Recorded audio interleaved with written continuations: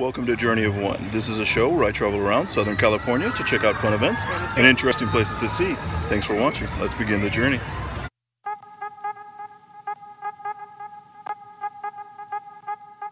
This week I returned to Universal City to visit the Universal Studios Hollywood theme park. As mentioned in last week's video, Universal Studios is both a theme park and an active movie and television studio.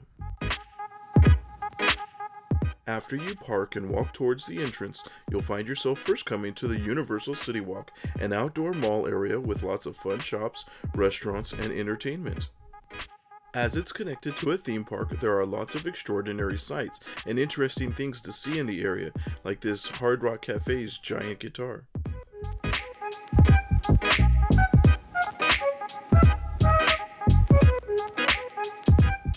In this food court area, underneath a spiderweb-esque rooftop, is the main hub of the City Walk.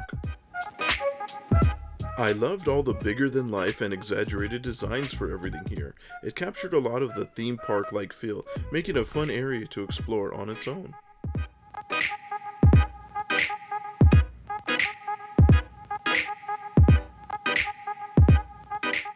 There was also a Universal Studios store outside, with this crashed spaceship above the entrance, for those looking to buy a souvenir without having to enter the theme park.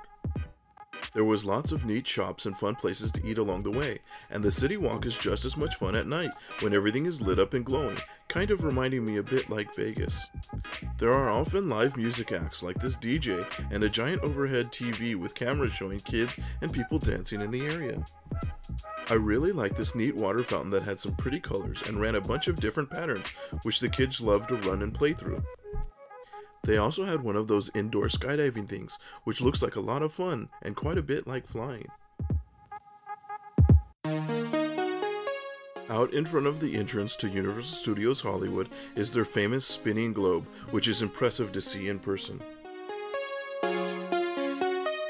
As this is Hollywood, they naturally had the red carpet rolled out in front of the entrance gates.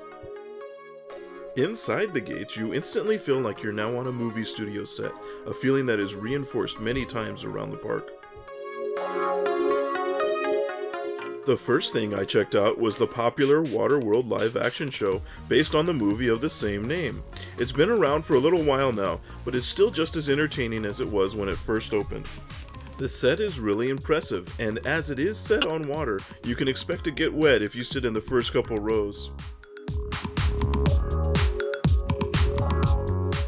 During the show, the actors actually drive various sized boats and jet skis around on the water, often performing some neat stunts while doing so. There are a lot of really cool stunts performed during the show, sometimes right over the audience, and often with some cool pyrotechnic effects to boot. Be sure to check it out if you visit, as there's a ton of action I didn't include here. Back out onto the main street, I decided to follow it to the much heralded and new Wizarding World of Harry Potter area that just opened up earlier this year. You enter the city of Hogsmeade, where the Hogwarts Express train has arrived, assuredly dropping off new visitors and students for Hogwarts. Walking around the area is very cool. It's like being in the movies. If you have a special wand, which you can find the one that fits you in one of the few shops in the area, you can use it to perform some magic spells at certain areas, as demonstrated here by this kind female wizard, causing the instruments to play and blow around papers. I really loved all the attention to details they put into the area, much like Disneyland does, which really helps making you feel like you're in another land of fantasy. Once you pass through Hogsmeade, you finally come to Hogwarts Castle, which is incredible to witness firsthand, as they actually built what looks like a full-size recreation above the park. It definitely is a landmark to behold in person, whether you're a fan of the Harry Potter world or not. Beneath the castle is a ride built into the mountain, and the line takes you through the insides of Hogwarts, where you can see many sights and wonders from the series, like the moving paintings. I unfortunately wasn't allowed to go on the ride itself, so be sure to visit on your own and experience it for yourself. Opposite the castle is this smaller sized roller coaster. I received an outpost saying you may want to mention the word Moody to the staff at the start of the line for a special surprise. Sure to stick around in the area for this Tri-Wizard tournament show featuring some beautiful dancing and acrobatics by these performers. Another newly expanded and renovated area is the Simpsons Springfield City, featuring a ton of famous landmarks from the show, with some of the best food options in the park in my opinion.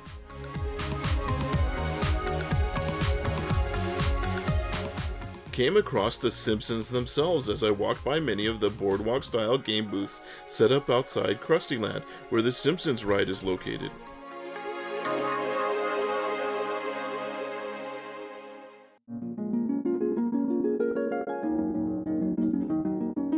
The backside of Universal Studios is this amazing view of the San Fernando Valley. Heading down the escalators takes you to the lower lot of the park, where they have more rides and attractions. First up is the Jurassic Park attraction, but be careful, outside the ride they have velociraptors walking around, led by trainers who will let you take a picture with the raptor if you're brave enough. The Jurassic Park ride is a boat ride on water that takes you through some dinosaur enclosures featuring some awesome dinosaurs along the way. My favorite dinosaur has always been the Stegosaurus.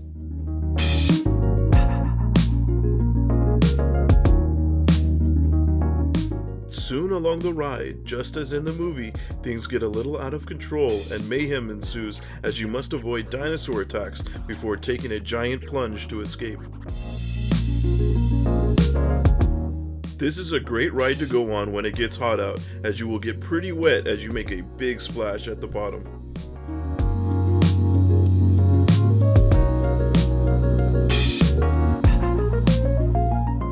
Also in the area is the Transformers 3D ride, and if you're lucky you'll catch Megatron and Optimus Prime out and about allowing people to take pictures with them.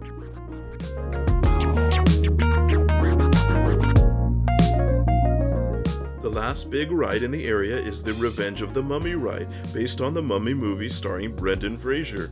It has an interesting Egyptian tomb theme and is a fun ride in the style of Disneyland's Space Mountain, but unique and fun ride on its own. As you pass the mummies on display as you exit, be wary, I've heard sometimes they come alive. One of the main attractions is the famous Studio Tour tram ride, an hour-long tour through the Universal Studios backlot, with some exciting moments along the way. Here you pass active studios, like Stage 12, where the NBC show The Voice is filmed. Here we pass by the building facades area, where they simulate various types of cityscapes for movie and TV shoots. This is where last week's video took place. On the tour, you pass into Skull Island for the King Kong 3D experience inside, which is really fun as long as you're not in the last cart of the tram. Those poor people. Along the way, you also see many movie sets and props, like these famous cars from movies and TV shows. They also have a demonstration of weather effects, creating a flash flood appear from nowhere. Be warned, if you sit on the left side, you may get wet. There was also an earthquake simulation where things get pretty wild pretty quick. Be sure to hold on. If you sit on the right side, you get up close and personal with Jaws as you pass through Amity Island. New Fast and the Furious experience, you go on a thrilling high-speed race with the help of the movie stars. Back on the upper main lot, there was a couple themed city areas, beyond which was the Super Silly Funland, an area built for kids with an awesome water area to run through and jungle gym set up, as well as games for kids to play.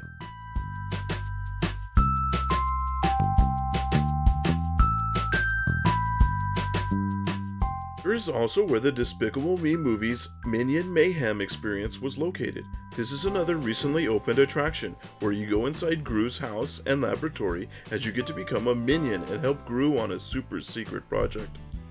I highly recommend it to any fans of the movie, it's a lot of fun. Around the park were lots of performances and things going on throughout the day, like this lady who sang and danced a fun jazz routine on the balcony. Just in time for Halloween, the new Walking Dead attraction takes you on a frightening walkthrough of an abandoned hospital as zombies are loose and chasing you around. Definitely not one for the kids or the faint of heart. It's fun for fans of the show, and they have some high quality effects to help scare visitors as you run through the maze.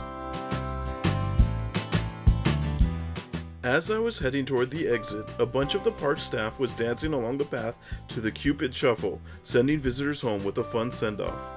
In the past, Universal Studios was a neat park to visit, although it kind of felt like there wasn't much to see or do there. But in the past couple years, it's really transformed. With so many new attractions and amazing areas, it has become one of my favorite theme parks to visit, and I highly recommend it. Thanks for watching. Be sure to like and subscribe and leave a comment letting me know what you think.